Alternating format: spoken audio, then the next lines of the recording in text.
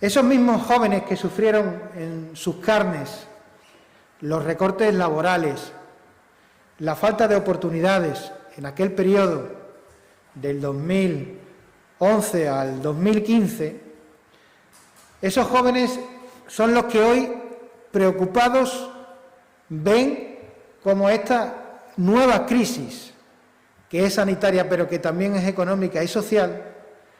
tiene consecuencias sobre ellos. Y nosotros desde el Partido Socialista pedimos que en ese reparto de fondos europeos que va a haber en España,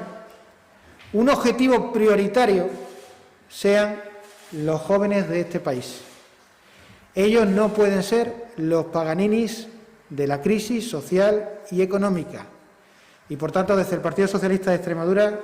pedimos al Gobierno de España, y sabemos que lo va a hacer, que un objetivo prioritario en el reparto de fondos europeos sea la creación de empleo de calidad y para los jóvenes de nuestra tierra y para los jóvenes de España.